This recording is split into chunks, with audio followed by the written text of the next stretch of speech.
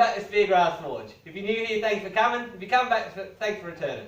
Today, I'm with Sam Towns in his forge down in WA, and he's going to be teaching me how to make a knife. Stick around. What shall we do with the drunken sailor? What shall we do with the drunken sailor? What shall we do with the drunken sailor early in the morning? Way up she rises, way up she rises, way up she rises early in the morning. Drunken sailor, what shall we do with the drunken sailor? Now, heeling the hammer over and using the edge of the hammer as a cross beam to draw that material out.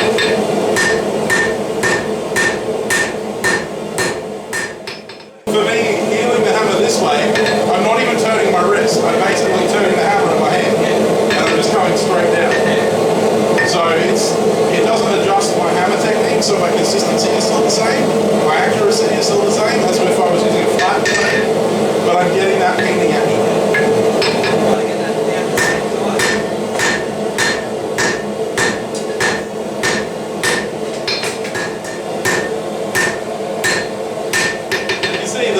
Hammering flat. It's just that angle on it.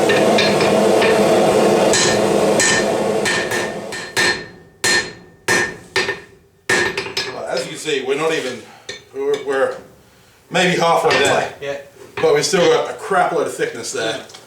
And quite a bit of height still to go. So plenty of material. I think we'll take this opportunity to cool off a bit. Hey, I'm fine. Yeah, well, screw you. We're good. Who's better looking, Sam Towns or Adam?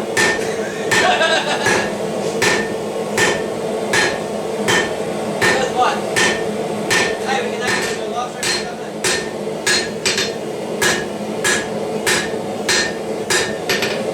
That's starting to look better. Spread it up.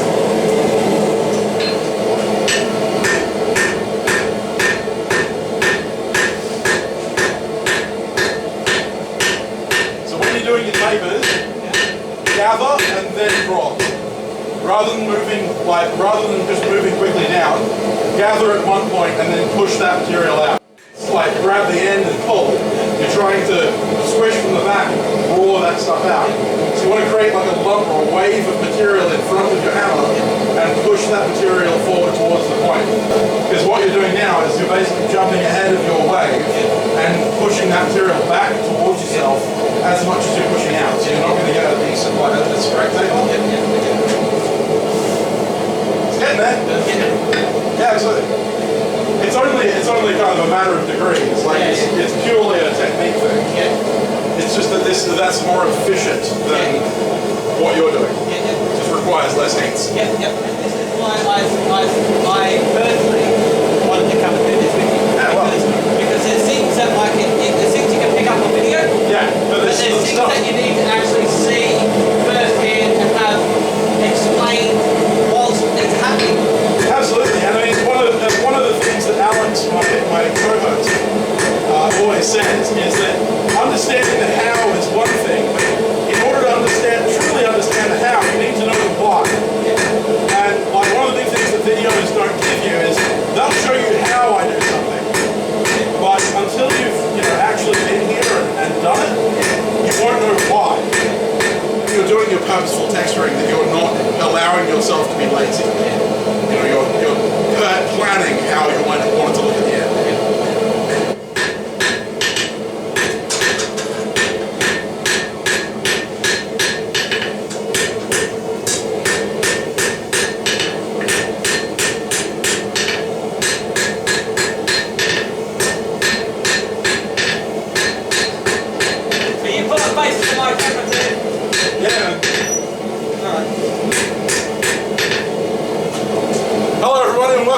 I'm Sam Towns Bladesmith, and this is Adam from Speargrass. Do that? Now just go wrap it up, right? Yep. I'm going to shut this off for a bit. Okay. Well, I'll stick that in there, because at least it can do it to Neil. Yep. Whew. I'm getting a bit too hot to handle out here. I can't help it that I'm sexy. True masters of bladesmithing can get to this point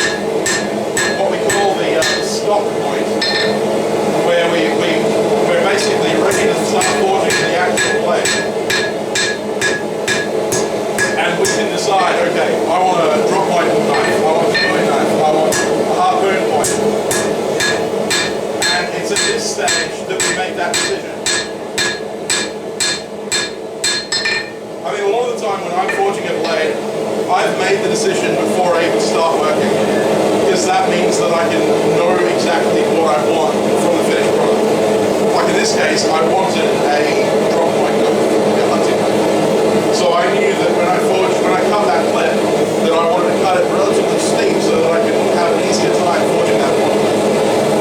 But yeah, if I decided I wanted to, whatever, I could make that happen now. So that's about as thin as I wanted at the spine. It's the hunting knife, it's the Philippine. That's about as thin as I needed. I can trim that up if I need to. But it's already thinner at the edge than it is at the spine, and that's important because that's part of that. But what I'm going to do now is start working that distal taper in, because you can see it's thicker there. And as I work this distal taper, I'm going to do it along the spine. And that's going to pre-curve my blade a little bit. Now it's not going to pre-curve to the point that I won't have to do any correction later. But there are two schools. There are those that pre-curve their blades so that once they forge the metals, it's straight and they don't have to worry about it. And then there are those like me who forge our blades and let it go banana and then correct it with wood plating. I like the banana method because it means that I don't have to spend hours trying to get the thing to curve up above. But both are legitimate.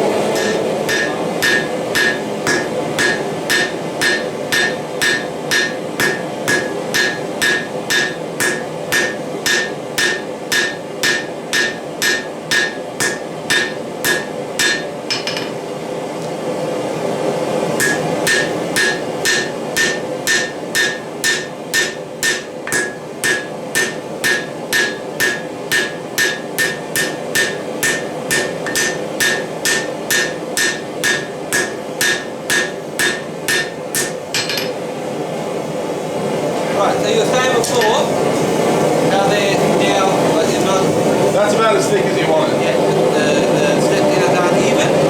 Yeah, so whichever side it's to, That side. huh? So you want to push it this side? No, I want to bring it back this side down. No. It steps more that direction than this direction. And it's twisted. You see how you've got quite a plunge line on this side, but if you flip it, there's not as much there. But then up the spine, you've got more of a step in up here than you've got down there. And that will come down to the angle of your hammer. So you want to tap it on the spine, just there. On the spine. Yeah. Okay, yeah. Because then you're going to work it, you're going to untwist it a little bit. Right, okay. So, this way,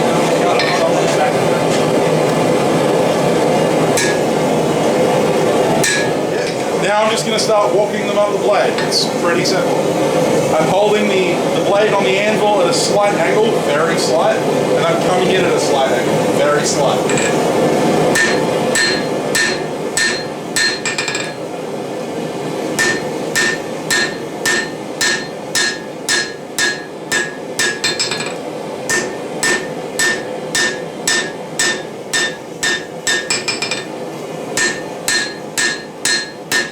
Like when drawing out, I'm only working one section at a time. I also know that you're walking the hammer stroke from here forward. Yeah, so this is called the pinch method of forging.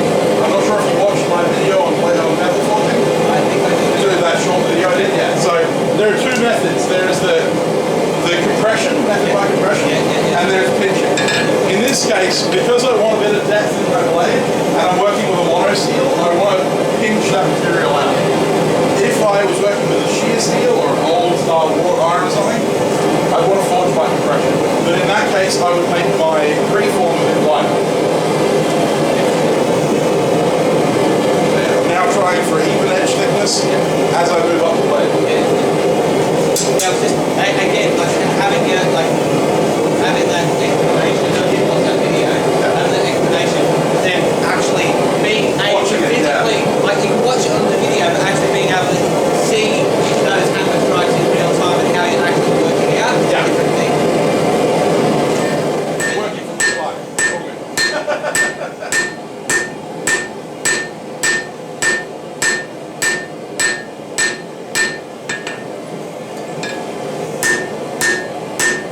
set down. All good. What commonly happens is that as you're forging, you tend to move the work in. And that's, I mean, that's part of blacksmithing is, what a lot of people don't see is that we don't really move the hammer. You move the work under the hammer. But yeah, in bladesmithing it's completely different. You're leaving the blade where it is and moving the hammer. Selecting the next section.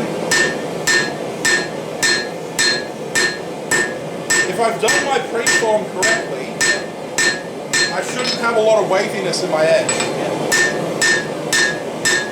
Because if I'm drawing down the edge evenly, then it should be even across the bottom as well. And that means that if there's a hump there, in there, that means I haven't drawn that material out enough. Right, so with this, I'll start. Yep, so you're starting with it where you're already at. Yep. That's it. Now, I want to move away. It really will come down to what you feel. Make sure that you're doing it from both sides.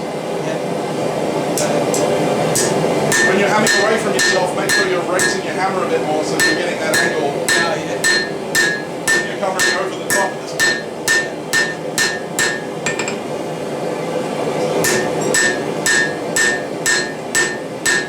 Okay, so when you're forging this way, you're angling the blade up this way. When you're forging that way, you're angling the blade up that way. What you were just doing was angling the blade up this way and trying to forge the bevels, which is why you've kind of got it wonky. It's just because that's what you do. Now I want to grab on the actual handle. Don't grab the blade, because then you're just going to have a bad time. Want a little bit more heat there. No, I should be able to get it. Oh no. Fine. Now either way. Not enough heat.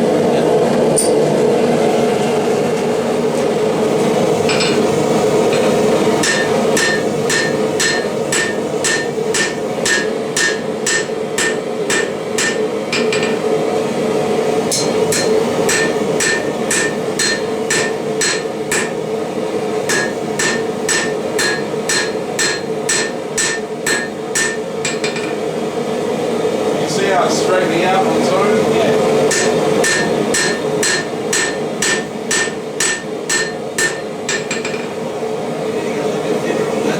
little bit. Depends on how much filing you want to do. How much?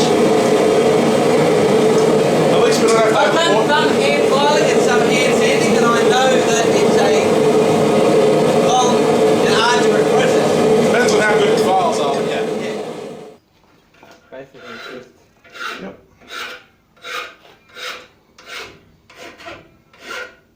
It really bites in, doesn't it? Yes. Once it gets through that scale, the barcode file is friggin' awesome. Yeah, I would say the skate's a little bit on the scale. But Yeah. Well, the scale's harder than any kind of steel. Right. The scale's really bad for your files, your tools in general. Yeah.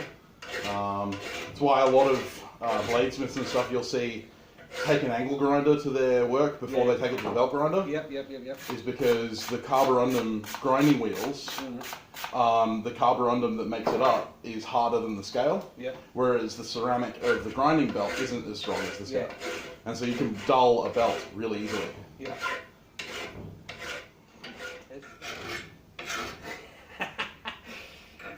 Yeah, you've got a bit of a belly to it. Yeah. No, I'm just talking about how deep the variations are. So we'll bring it up and... The variations. Yeah, the variations in the file marks. That's okay. That's what a file is for.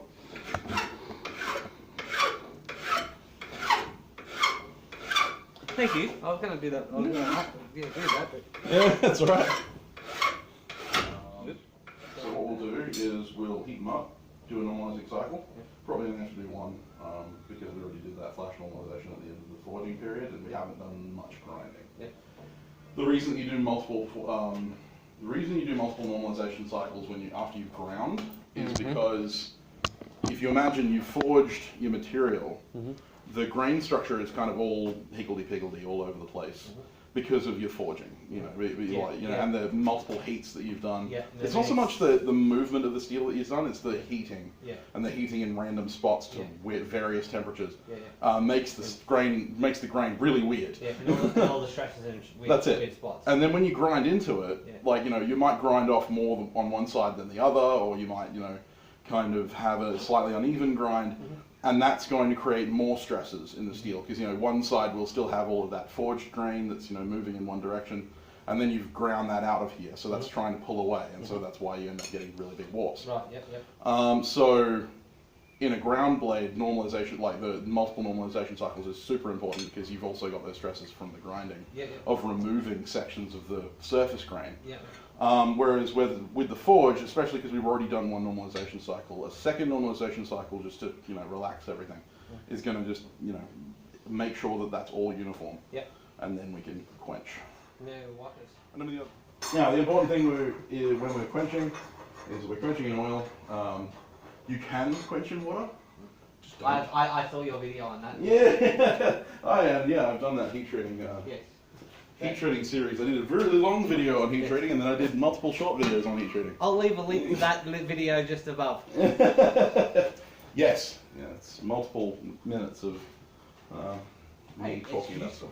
It is, yeah, it's useful stuff. But anyway, so we're going to be quenching in rice bran oil, which is a fairly high smoke point food grade oil. If you have access to it, then high grade like Horton's K quench oil or Parks 50. Quench oil. We're going to see if we can get it on camera, but it's the middle of the day, so I would be surprised if we can get it to.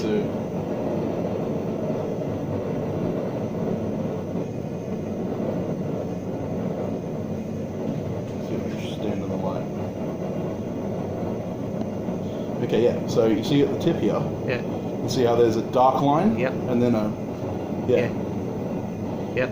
Yeah. That's the decoalescence and recoalescence, and it's getting more obvious as it comes back towards the spine here. Yeah. There's a dark line, hot line. Yeah. And they're still both like... And now... Right, but and now that shadow's gone. Yeah. That means that now all of it is transferred out of the austenitic phase into the pearlitic phase, and it's just at that slow glow. It's that slow glow. Yeah. So that's part of it recoalescing into that magnetic form. There. That's how you know you've got over that's how you know you've got over critical temperature as well. That's where we need your strength. So you want to quench. I mean, down to that trend. That just before the transition. Yeah. Okay. And it doesn't really matter if we get a little bit of the edge of the heel, not hardened. Yeah. I'd much rather have a strong tang transition than a weak one. And we want to go straight up and down, try not to move it side to side, and we want to agitate upwards. That's it. We're just going to keep doing that until the flames stop, which they'll just stop on their own.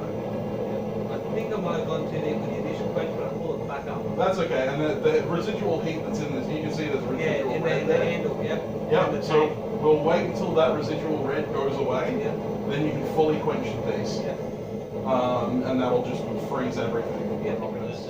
Anyway, yeah, so we're going to put it at about 175, 170. Because mine overshoots the temperature a little bit. Right. Because the thermos in this. Yeah, they're always out. I advise buying one of those like meat meat thermometers and sticking it in the oven. Yeah. If you buy 2 or 3 and put them in different spots, you'll be able to get an idea of how even it is. Yeah.